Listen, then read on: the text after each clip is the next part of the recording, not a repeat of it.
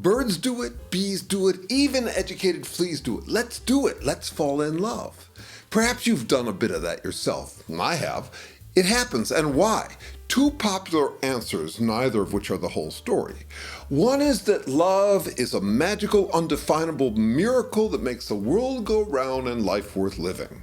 Bring this answer to a traditional date. The other is more appropriate to hookups. For 3.6 billion years, the object of the game of life was biological reproductive success. About 2 billion years ago, sexual reproduction evolved libido. It's in our genes and genes.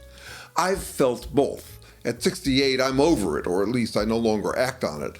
I had a great run, but I'm done. Still, wow, do I remember. In my 30s, friends said I oozed romance and libido both. Libido is what got me interested in evolutionary biology. I needed an explanation for my irrational obsession with chasing and winning women's hearts. I found my answer. I come from a long line of horn dogs. By now, I doubt libido was all or even the lion's share of what drove me.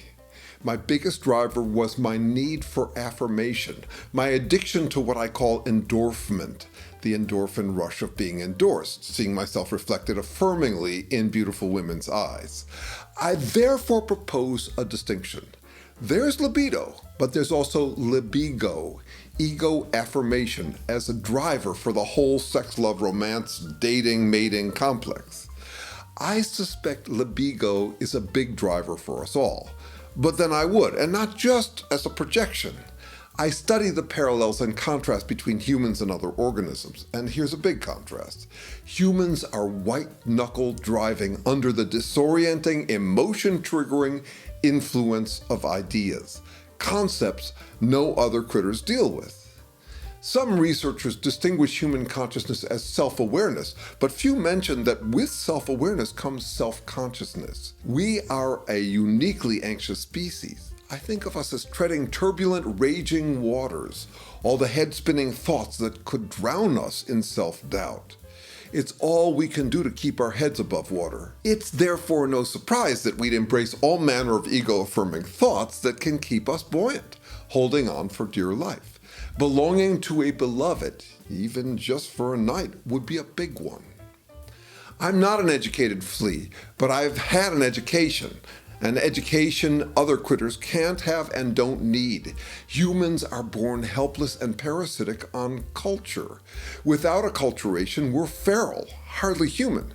We don't just nurse our mother's breast, we nurse on our culture's treasury of words and the thoughts they yield. To be human, we need language. But have you noticed treading turbulent waters bombarded by ideas is jarring as hell? All the real and imaginary past, present, and future threats and missed opportunities we can conceive of through language. We're Homo sapiens. We live in chronic fear of missing out. With language, we can imagine the ideal and see where we fall short. It's no wonder we would need to self-idealize when we can get away with it. There are few sanctioned ways to do it, and partnership is one, religion is another. The parallels between them are obvious. To fall in love is to be born again, to have found heaven, to be granted eternal life, destined to live happily ever after. R&B music is gospel music with the love object changed from God the beloved to the partner beloved.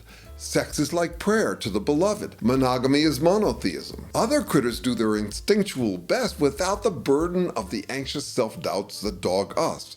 Around every corner lurks some concept that threatens to jump and debilitate us. We're anxious and anxious not to feel or look anxious.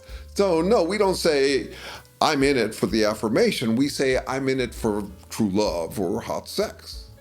Humans are likeaholics. We live in an intensely competitive like economy. Yes, ego is dangerous, but no, it's not pathological, it's natural. The cure?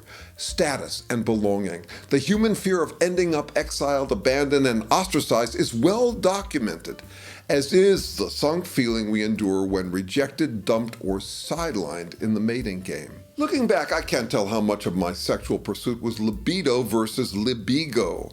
It surely changed over the decades, but I'm guessing that by midlife, libego was 80% of what drove it. Ego still drives a lot of what I do. It's not like I've retired from needing affirmation. Rather, I've shifted it to other mediums. For example, making videos like this. What we think of as ego is at heart the chronic natural human need for reassurance, given that we're all treading turbulent thoughts like no other critter. And we're ashamed about it, which is why ego is as dirty a word as sex.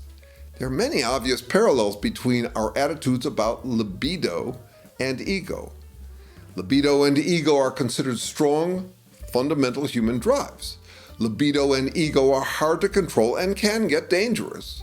We try to control and hide our libidos and egos. Strong social norms regulate the expression of libido and ego. Prudes campaign to stem libido's forceful tide. Ascetics campaign to stem ego's forceful tide. Many of those campaigners are later exposed as hypocrites, denying their libido, for example priests, and egos, while indulging in them. We compete over who has the most libido, for example in the meat market, and ego, for example in politics, and over who has the least libido, for example, holier than thou prudishness, and ego, humbler than thou selflessness.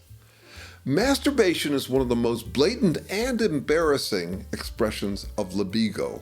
Caught in the act, we're ashamed not just of the sex, but of the self-affirming fantasy that we're in the same league as our fantasy lovers. Masturbation is a great metaphor for other momentary, imaginary, ego replenishment activities that can get addictive and dangerous. Some socially sanctioned, some shunned as the practices of degenerate souls.